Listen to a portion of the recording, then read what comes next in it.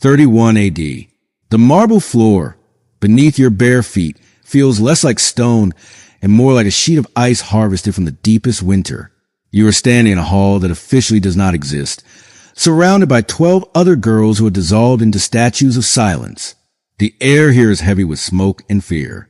Far ahead, a silk screen glows like liquid gold, and behind it, shadows move. It hits you then. You are being observed by something powerful, and there is no escape. Before we descend further into this shadow, take a moment to anchor yourself and tell me in the comments where you are watching this video from, because it is baffling to think that a dark ritual concealed in the bowels of Roman history 2,000 years ago can still send a shiver down the spine of a viewer on the other side of the modern world. This is the era of the Roman Empire under the shadow of Emperor Tiberius, a man consumed by paranoia and vice, ruling his vast dominion not from the Senate floor, but from a secluded, fortress-like villa on the island of Capri. Yet, despite his physical absence, his spectral grip chokes the capital, reaching into the sacred temples and the fortified homes of the aristocracy alike. What unfolds tonight in this torchlit chamber within the Domus Augustana is absent from the history books and missing from the marble inscriptions that usually boast of Roman triumphs. There are no grand monuments to this event, yet it survived in the terrified whispers exchanged between matrons in the seclusion of their gardens and the sudden, heavy pauses that interrupted banquets when specific names were uttered. This was known as the Inspectio Sacra, the sacred inspection, a summons that struck more fear into the hearts of Roman families than the threat of barbarian invasion. The protagonist of our dark history tonight is Cassia, a 14-year-old girl whose father holds a precarious position of power overseeing the vital grain shipments from North Africa, a role that makes the family wealthy but dangerously dependent on imperial whims. When a heavy bronze tablet arrived at their gate 3 days prior, bearing the distinct and terrifying seal of the emperor, her father read the inscription in a silence so profound it seemed to suck the air out of the atrium before passing the heavy metal to her mother. The silence stretched until her mother finally broke it with 3 devastating words: "You must go." Cassia was not ignorant. She had heard the fragmented rumors circulating among the daughters of the elite, stories of a cousin who returned from a palace visit wearing a necklace of lapis lazuli, but possessing eyes that looked through people rather than at them.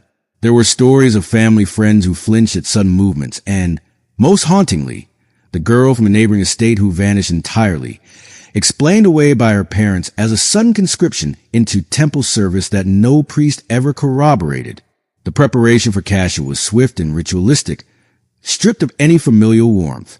She was submerged in a bath milky with saffron and myrrh, her thick dark hair braided tightly in the manner of the Vestal Virgins, a visual lie of holiness.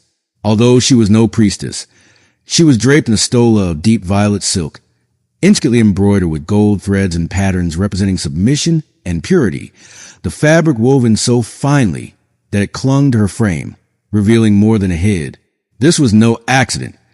Every element of this night was calculated for a specific psychological effect. At the break of dawn, an older matron arrived, her face obscured by a veil and her demeanor devoid of empathy, carrying a wooden case of scrolls. She offered no name and no comfort, only cold instructions that Cassia would be transported to the palace to stand alongside other noble daughters to be assessed for divine favor. "You must remain silent," the woman instructed. "You must not fight, and you must not cry, for the gods are witnessing this." But deep in her gut, Cassia knew that the gods had long ago abandoned this place. The night before her departure, her mother had entered her darkened bedroom and sat on the edge of the mattress, pressing a small, cool object into Cassia's trembling hand. It was a tiny dove carved from ivory, smooth and no bigger than a human thumb. "Keep this hidden," her mother had whispered with an urgency that frightened Cassia. "And when you feel your spirit fading, grip this and remember your true self." Cassia yearned to ask for an explanation, but her mother's expression had already shuddered, a defense mechanism against a truth too painful to vocalize. Instead of answers, she received a kiss on the forehead and was left alone in the dark. Sleep was impossible. Cassia lay rigid, listening to the nocturnal rhythm of the villa, the distant kneading of dough by kitchen slaves, the hushed, frantic tones of her father plotting with his steward, and the muffled sobs of her younger sister through the wall. When the first light of morning grayed the sky, She rose and donned a ceremonial silk, tucking the ivory dove into the secret fold of her garment against her racing heart. The litter that bore her through the winding streets of Rome was escorted by Praetorian guards in full, gleaming armor, a sign of high stakes. The city had been forcibly cleared, leaving the streets eerily void of merchants and carts. Yet through the wooden slats of her transport, Cassia caught glimpses of faces, older women covering their mouths in horror or turning away as if the mere sight of procession was a bad omen. It was a chilling realization that this was an open secret. Everyone knew the fate of the girls in the litters, and everyone was complicit in their silence. Upon reaching the imposing palace complex, she was not taken to the grand entrance, but ushered through a side postern, down a long corridor flanked by the busts of past emperors whose marble eyes seemed to mock her fear. The hallway ended at a heavy, unmarked bronze door that swung open on silent hinges to reveal the waiting room. Inside, 12 other girls between the ages of 13 and 16 were already positioned, a tableau of terror where some wept without sound while others stood catatonic, staring into the middle distance. Speech was forbidden. A priestess with ice-cold hands moved among them like a gardener tending to doomed flowers, correcting a slump in posture, tilting a chin, smoothing a stray hair. When she reached Cassia, she paused, scrutinizing her with a clinical gaze before leaning in to whisper a cryptic warning to not look at the screen, no matter what sounds emerged, before moving on. They were commanded to kneel on the unforgiving marble, the cold seeping through the silk to numb their limbs. In the center of the room, a brazier released lazy spirals of smoke toward a ceiling fresco depicting goddesses bestowing gifts upon men. A cruel irony as no men knelt in this chamber. The incense was a cloying mix of cedar and something narcotic and dark that made Cassia's eyes sting. Then the ritual commenced. An elderly man in crimson robe began to recite from a scroll in archaic Latin the language of old state ceremonies, speaking of bloodlines and the sacred duty of Roman women to serve the Republic's virtue. Yet, beneath the flowery rhetoric lay a jagged truth. These girls were not guests. They were commodities being appraised. They were summoned not by their own names, but by the titles of their fathers. Daughter of a magistrate of Ostia, daughter of the consul of the Northern Legions. Cassia was reduced to the daughter of the overseer of African supply lines. Their individual humanity was stripped away, leaving only their value as political pawns. Each girl was ordered to ascend a raised stone dais in the room center, to stand motionless, to turn in a slow circle, to lift their arms, or to speak a few words to test the timbre of their voice. Cassia watched terrified as a 13-year-old was dismissed after mere seconds, while another was held on the platform for an agonizing duration, trembling as she turned repeatedly. When that girl finally stepped down, ghostly pale, a voice emerged from behind the backlit silk screen. It was a low, cultivated, deliberate male voice that simply said, "Mark this one." The priestess immediately stepped forward, tying a ribbon of red silk around the girl's wrist. The girl stood frozen, dissociated from the horror, staring at the floor as if her soul had already fled the room. Cassia felt bile rise in her throat. She did not know the specific meaning of the red ribbon, but every instinct screamed that it was a curse. The next girl, the daughter of a commander in Germania, had walked in with defiant stride, but under the weight of the invisible gaze, she crumbled.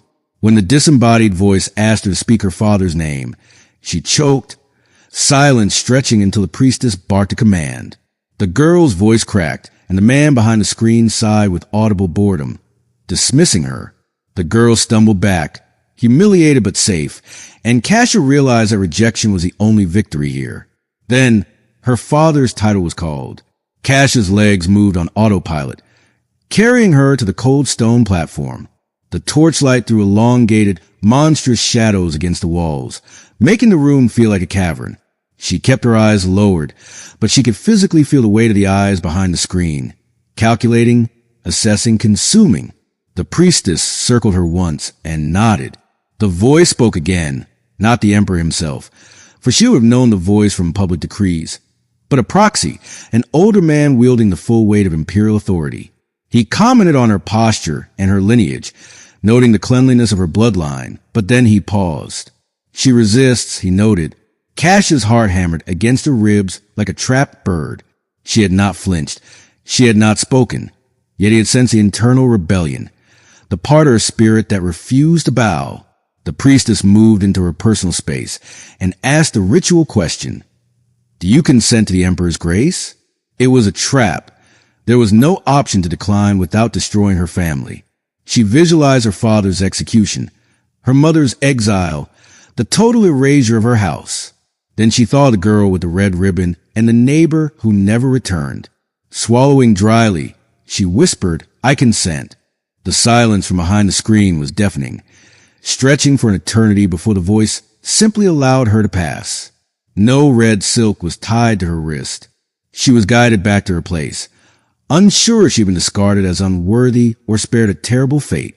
Kneeling again on the marble, she pressed her hand against a hidden ivory dove, letting its hard edges ground her back into reality. The inspection dragged on for hours until the air was thick with tension and smoke.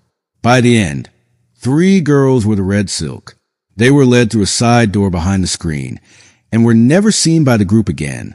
Kasia watched the last one glance back, her eyes void of fear, replaced by a chilling resignation, as if she had always known this was her destiny. The remaining girls were dismissed. Kasia was returned to her sandals and her litter. Outside, the sun was rising, and the streets were filling with citizens going about their day as if the night's horror had never happened. As her litter traversed the forum, she saw a woman at a fountain make a warding gesture against evil upon seeing the procession. Kasia realized then that she was no longer just a girl. She had been touched by the dark heart of power, rendering her dangerous and taboo. Her father greeted her with an embrace that smelled of wine and frantic relief, proclaiming that the emperor had blessed their house. A week later, the reward arrived, a deed for new land and a promotion.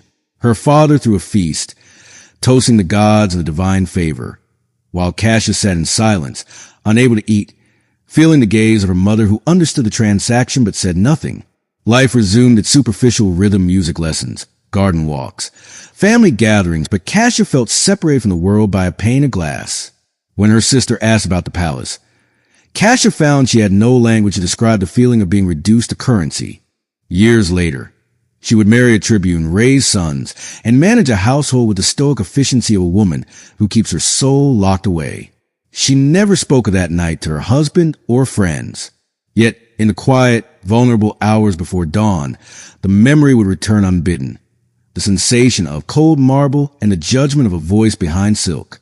She kept the ivory dove in a worn wooden box, never showing it to a soul. But when the shadows of the past loomed too large, she would hold the carving,